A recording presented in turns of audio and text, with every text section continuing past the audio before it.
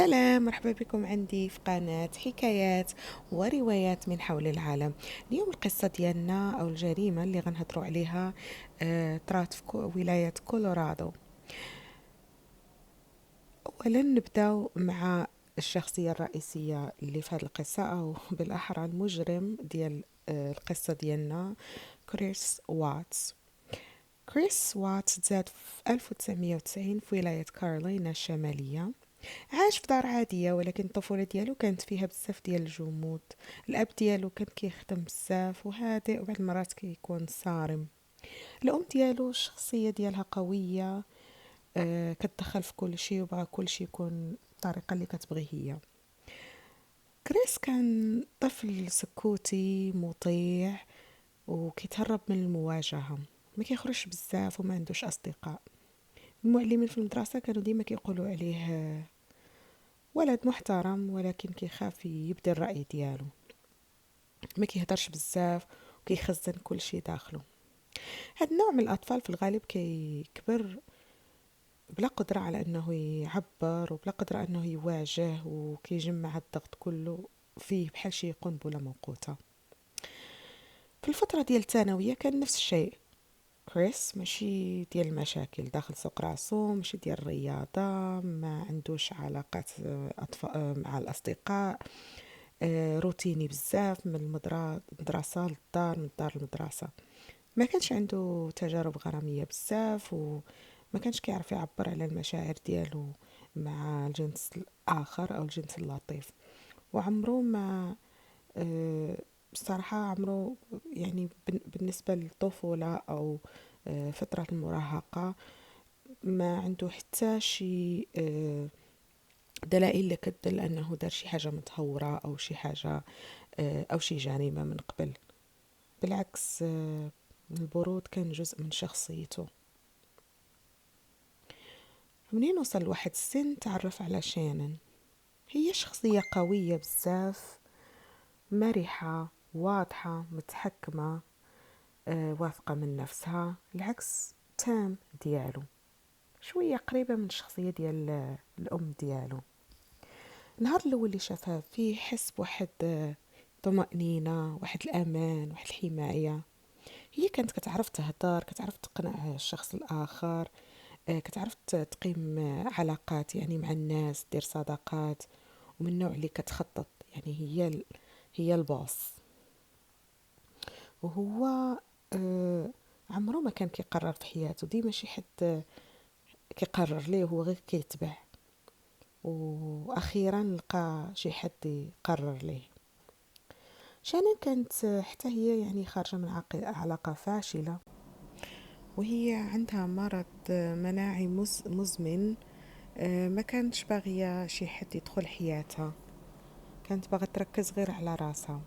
ولكن كريس كان لفت ليها الانتباه ديالها. كان منضبط هادئ. كتقول هي انه اول مرة كتلقى راجل ما كيتقلبش عليها ويتعصب، كيركز معاها وكيسمع ليها. بقاو على هاد العلاقة حتى تزوجوا. السنوات الأولى من الزواج كانت زوينة. شانن ولدت بنيتات، وكريس كان كيبان الأب المثالي. كيلعب مع البنيتات، كيطيب معاهم، كينشر صورهم في السوشيال ميديا. كان ملي كتمرض شانن كيعتني بيها. ولكن في النفسية ديالو كان حابس بزاف ديال الحوايج. الضغط، الانحساس أنه غير تابعها، أنه ما عندوش كلمة في الدار، آه، أنها هي أقوى منه. شانن ماشي كانت قاسية، ولكن كانت شخصيتها قوية بزاف عليه. وهنا بدات النفسية ديالو كتغلي ببطء. شانن الخدمة ديالها كانت هي أنها كتخدم من الدار، كتبيع منتوجات. ولكن هادشي كيخليها تسافر بعض المرات. كتسافر لتجمعات، مؤتمرات، عروض، وهادشي من هاد النوع.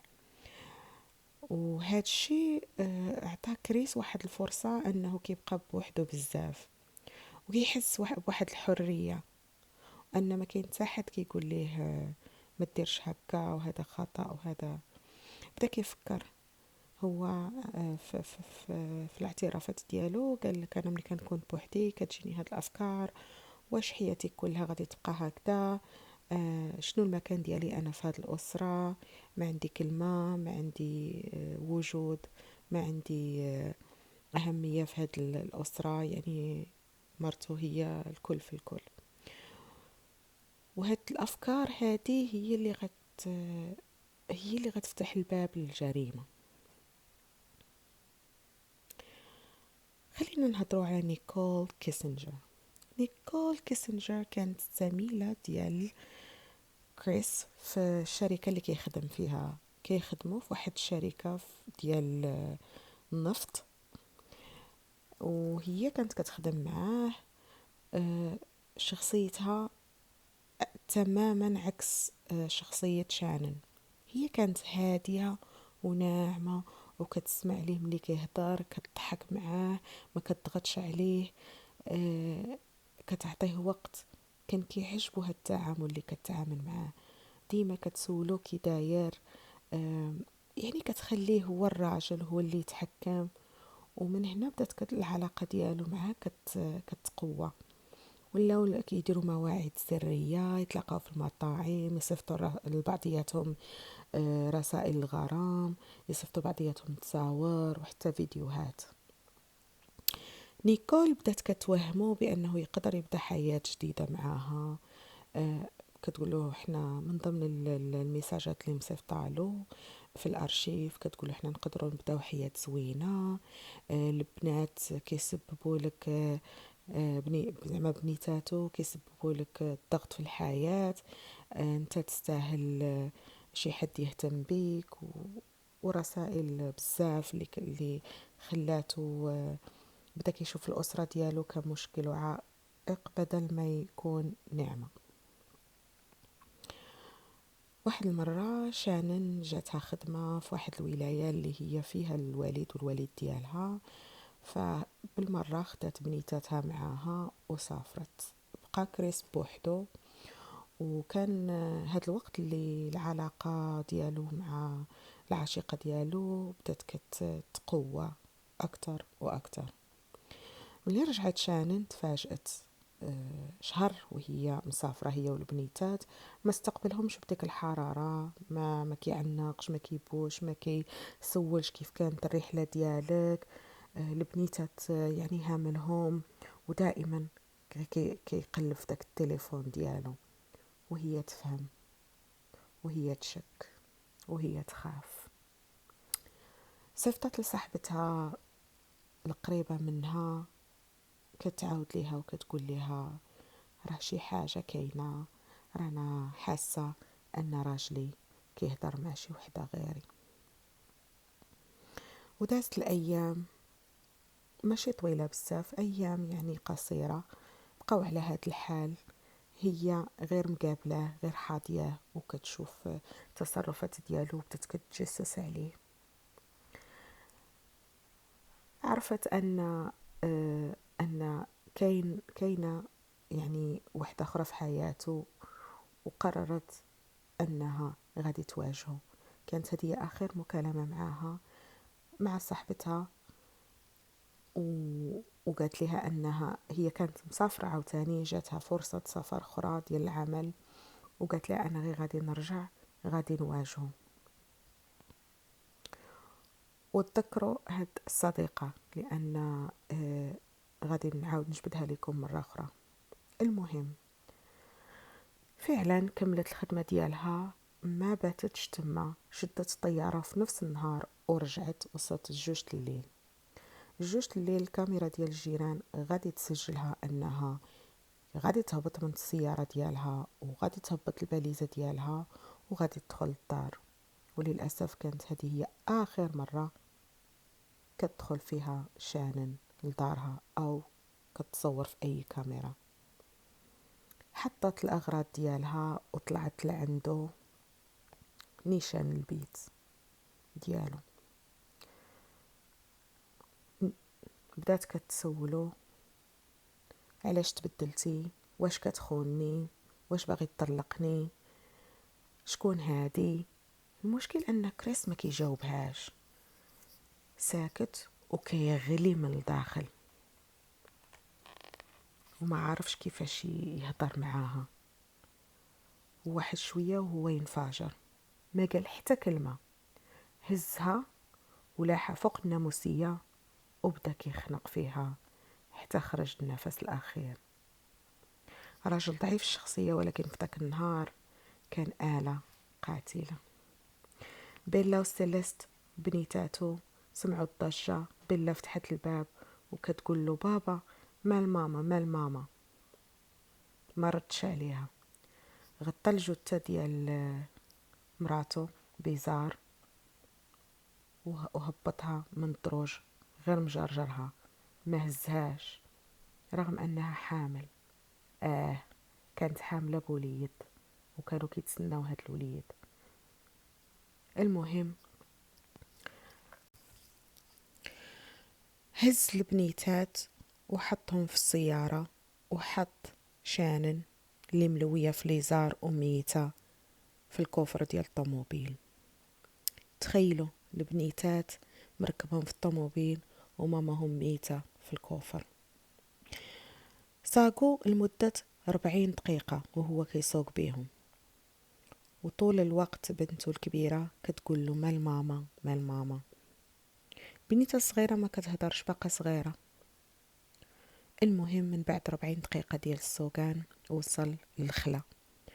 هو بحكم أن الشركة ديالو شركة نفط فهي في الخلا. وصلوا لديك الشركة ديال النفط، وصلوا لداك الخلا اللي حواليها، ودفن الجثة ديال شانن. رجع للسيارة وخنق البنيتات بجوج.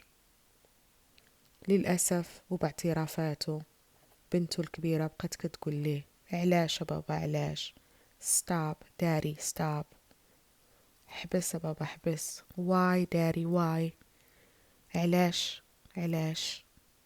ومن بعد ما بقاتش كتقدر تهدر، ما بقاتش كتقدر تغوت، وتنقطع الأنفاس ديالها وماتت.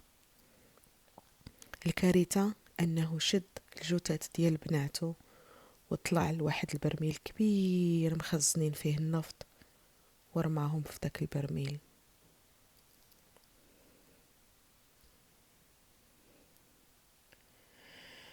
النهار الثاني الصديقة ديال شانن اللي قلت لكم عليها كانت دايره موعد مع شانن انها لغد لي غادي تقول لها شنو طرا وشنو قال لها لما واجهاته. ملي شافت ان صاحبتها وصلت لوحدة ديال النهار، يعني تعطل الوقت وهي مازال ما تواصلت معها الشكات، عيطت للبوليس وقالت لهم يتلاقاو معاها في الدار ديال شانن. دخلت شانن هي قصدي دخلت صاحبتها هي والبوليس، ولقاو الهاتف البورتابل ديال شانن، لقاو الطوموبيل مباركيا، لقاو الخاتم الزواج ديالها في الدار، لقاو الصاك ديالها بالبيرمي بكل شيء، ولكن ما كاين لا شانن لا وليداتها. جا كريس وبدا كيحاول يتصنع القلق، ولكن تصرفاته فضحاته. ما كيسول، ما كيبكي، كيدير حركات ما مفهوماش، كيلعب بيديه بزاف وما كيقدرش يشوف في عينيهم وباين عليه الارتباك. خداوه البوليس للشرطة لأن شكوا فيه وداروا له لاي ديتكتور. لاي ديتكتور هي عبارة عن اختبار كيديروه باش يعرفوا الواحد واش كيكذب ولا لا. وهذيك السيده وهي غتبدا ليه داك الامتحان قالت ليه الا كتكذب راه غادي تبان. وطبعا هو فشل في كل سؤال، سقط في هذاك الاختبار. دخل المحقق وقال ليه واحد كلمه شهيره، قال ليه الحقيقه كتنفس والكذبه كتخنق. وهنا كريس عرف انه تفرش وبدا اعترف لهم بكل شيء، وقال لهم انا كنت باغي نبدا هي حياة جديدة، ولكن ما قدرتش نواجه مرتي ولادي انني غادي نسمح فيهم، فكانت هذه هي الطريقة للأسف. القاضي قال في المحكمة هاد الجريمة ماشي غير قتل، هذه إعدام ديال عائلة كاملة، حكموه عليه بالمؤبد 5 المرات بدون إمكانية الخروج، يعني عمره ما يخرج. على كل حياة حكموا عليه بالإعدام، وعاد زادوه حكموا على حاجات أخرى، حكموا عليه حتى على الجنين اللي ما كانش مولود. اليوم كريس واتس كيعيش في زنزانة انفرادية وكيقول للمحققين كنت باغي نبدا حياة جديدة وما كنتش باغي يكون عندي مسؤوليات، ولكن ما كنتش باغي نبان الإنسان الخايب. ولكن ما عرفش راه هو بين أنه هو أسوأ إنسان في العالم، ديب، وكان كيتخفى يدير راسو أنه حامل وديع. القصة ديال كريس واتس ماشي غير جريمة، هي درس للبشر اللي كيكونوا درس للبشر اللي كيثيقوا في أي حد. الواحد خصو يدير بالو، راه كاينين الناس اللي كيبينوا طيبة ولكن راهم كيغليو من الداخل، ما كتعرفوا فوقاش ينفجروا. هي درس على كيفاش الكبت كيولي مرض، وكيفاش الشخصية الضعيفة تقدر تولي قاتلة، وكيفاش الغدر كيدمر، وكيفاش السوشيال ميديا كتخبي بزاف ديال الحقائق. علاش؟ لأن الزوجة شانن كانت كتوثق حياتها بالتفصيل الممل عليها وعلى زواجها وعلى وليداتها في السوشيال ميديا، في داكشي ديال التواصل الاجتماعي، والناس كانوا كيشوفوهم الأسرة المثالية، أن هذه أسعد أسرة على السوشيال ميديا، ولكن هيهات على داكشي اللي كان مخبي. إلا كملتوا الفيديو معايا شكرا بزاف انكم بقيتوا حتى الاخر ديال الفيديو. ما تنساوش ديروا لي اللايك وبارطاجيو مع احبابكم، وما تنساوش ديروا لي سبسكرايب وفعلوا الجرس باش يطلع لكم الفيديوهات جديده اللي غندير. باي باي.